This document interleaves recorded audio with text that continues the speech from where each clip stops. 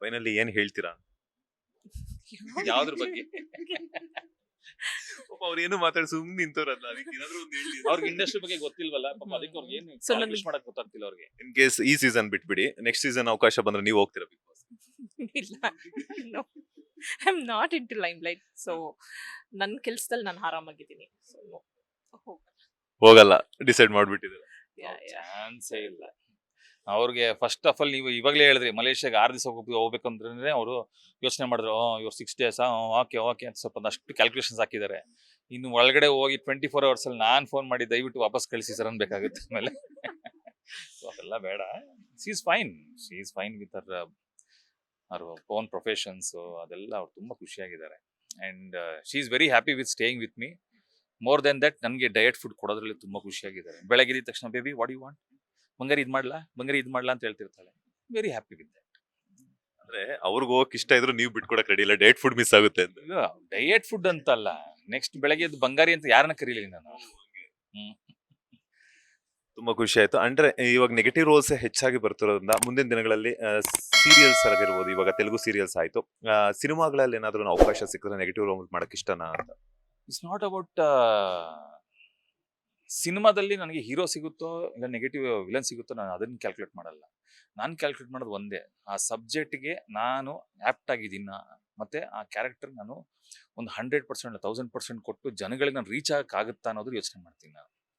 That is a reason, main thing. ನಾನು ಇವತ್ತಿನವರೆಗೂ ಪ್ರತಿಯೊಂದು ನನ್ನ ಸೀರಿಯಲ್ ನೀವು ಕ್ಯಾಲ್ಕುಲೇಟ್ ಮಾಡ್ಕೊಂಡು ಬಂದ್ರು ಡಿಫ್ರೆಂಟ್ ಕ್ಯಾರೆಕ್ಟರ್ಸೇ ಮಾಡಿರೋದು. ಒಂದು ವೆಯ್ಟೇಜ್ ಇತ್ತಾ, ಆಟ ಆಡ್ಬೇಕಾ, ನಾನು ಆಟ ಆಡ್ತೀನಿ. So this is what I am. ಜನಗಳಿಗೆ ರೀಚ್ ಆಗ್ಬೇಕಾದ್ರೆ ಇವತ್ತು ಸೂರ್ಯದೇವ ಕಾಣಿಸಿದ್ದಾನೆ, ಅದಕ್ಕೂ ಮುಂಚೆ ವಿಲನ್ ಆಗಿ ಜಯದೇವ್ ಕಾಣಿಸಿದ್ದಾನೆ, ಅದಕ್ಕೂ ಮುಂಚೆ ಒಂದು ತಮ್ಮನಾಗಿ ಕಾಣಿಸಿದ್ದಾನೆ, ಒಂದು ಅಣ್ಣನಾಗಿ ಕಾಣಿಸಿದ್ದಾನೆ. ಸೊ ಎಂಟೈರ್ ಕ್ಯಾರೆಕ್ಟರ್ ಡಿಫ್ರೆಂಟ್ ಆಗಿ ಕೊಡ್ತಿದ್ದೀನಿ ಅನ್ಬೇಕಾರೆ ಎಸ್, ನಾನು ಜನಗಳಿಗೆ ಪ್ರತಿ ಸರಿನೂ ರೀಚ್ ಆಗಬೇಕು ಅಂದ್ರೆ. ಇವತ್ತು ಬಿಗ್ ಬಾಸ್ ಅಲ್ಲಿ ನೀವು ನೋಡಿದಿರ ರಂಜಿತಾಗಿ ಮಾತ್ರ ಕಾಣಿಸಿರೋದು, ಜಯದೇವ ಕಾಣಿಸಿಲ್ಲ, ಸೂರ್ಯದೇವ ಕಾಣಿಸಿಲ್ಲ. So this is what I am. So next ನನಗೆ ಬರುವಂಥ ಕ್ಯಾರೆಕ್ಟರ್ಗಳಲ್ಲಿ it's not about positive or negative, ಎರಡೂ ಮಾಡಕ್ಕೆ ರೆಡಿ ಇದ್ದೀನಿ. ಬಟ್ ಆ ಕ್ಯಾರೆಕ್ಟರ್ ವೆಯ್ಟೇಜ್ ಬೇಕು, ಜನಗಳಿಗೆ ರೀಚ್ ಆಗಬೇಕು, ನಾನು ಆಟ ಆಡಬೇಕು.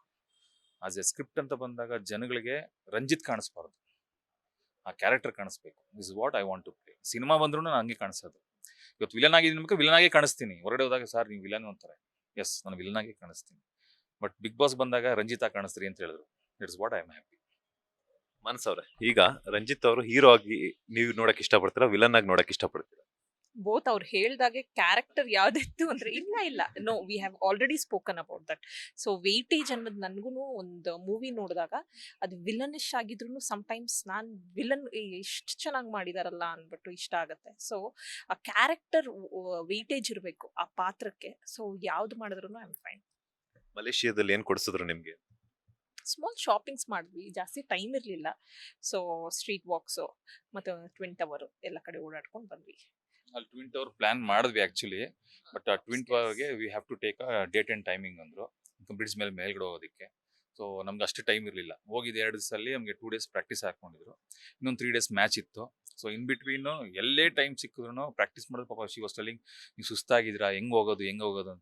ಸೊ ಓಕೆ ಬಾ ಒಂದ್ಸರಿ ಔಟ್ ಬರೋಣ, ಅಟ್ಲೀಸ್ಟ್ ಸ್ಟ್ರೀಟ್ ವಾಕ್ಸು ಅಲ್ಲಿ ಇಲ್ಲಿ ಹೋಗೋದು ಬಂದಾಗ ಅವಳಿಗೆ ಏನು ಬೇಕು, ಆಯ್ತು ನೀ ಈ ಫುಡ್ ಟ್ರೈ ಮಾಡ್ಬೇಕಾ, ಈ ಫುಡ್ ಟ್ರೈ ಮಾಡು, ಇದು ಬೇಕಾ, ಇದು ಹೋಗೋಣ. This is what we use to plan.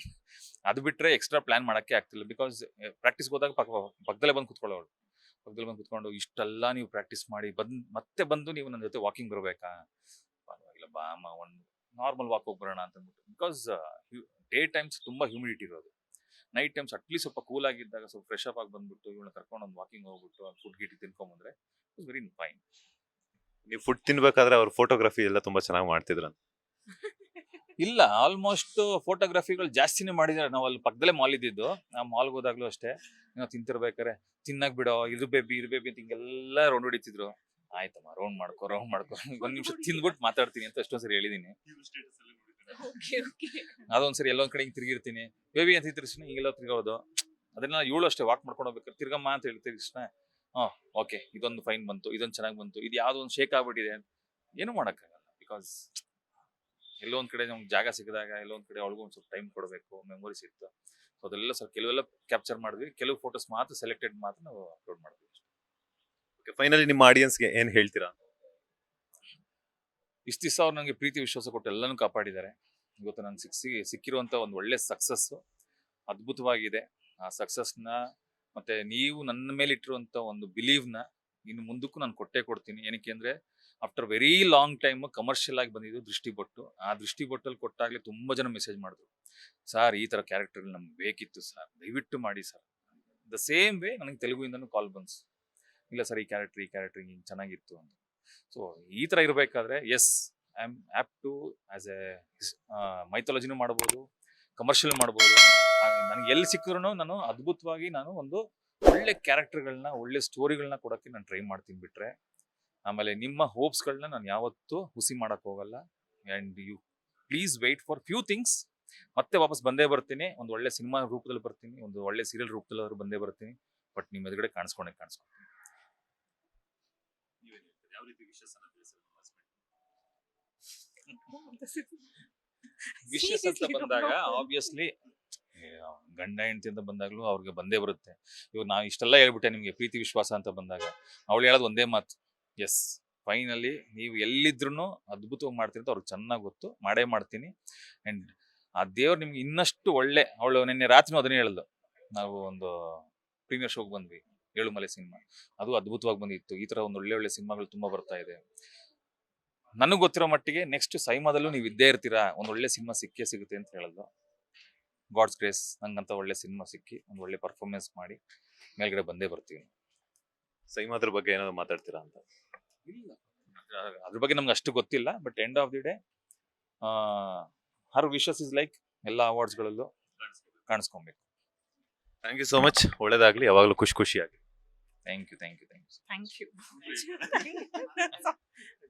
All the best. ಇದಾಗಿತ್ತು ರಂಜಿತ್ ಹಾಗೆ ಅವರ ಮಡದಿ ಮಾನಸ ಅವರ ಮಾತು. ಕ್ಯಾಮರಾ ಪರ್ಸನ್ ರಾಘವೇಂದ್ರ ಸ್ವಾಮಿ ಜೊತೆ Manjunath Srinivas, boss TV Kannada, Bengaluru. Latest ಹಾಗೂ ಇಂಟ್ರೆಸ್ಟಿಂಗ್ ಸುದ್ದಿಗಳಿಗಾಗಿ ಬಾಸ್ ಟಿವಿ ಕನ್ನಡ ಚಾನೆಲ್ನ ಸಬ್ಸ್ಕ್ರೈಬ್ ಮಾಡಿ, ಹಾಗೆಯೇ ಬೆಲ್ ಐಕಾನ್ ಪ್ರೆಸ್ ಮಾಡಿ. ಇದರ ಜೊತೆಗೆ ಫೇಸ್ಬುಕ್, ಇನ್ಸ್ಟಾಗ್ರಾಮ್, ಎಕ್ಸ್ ನಲ್ಲೂ ಮಿಸ್ ಮಾಡದೆ ಫಾಲೋ ಮಾಡಿ.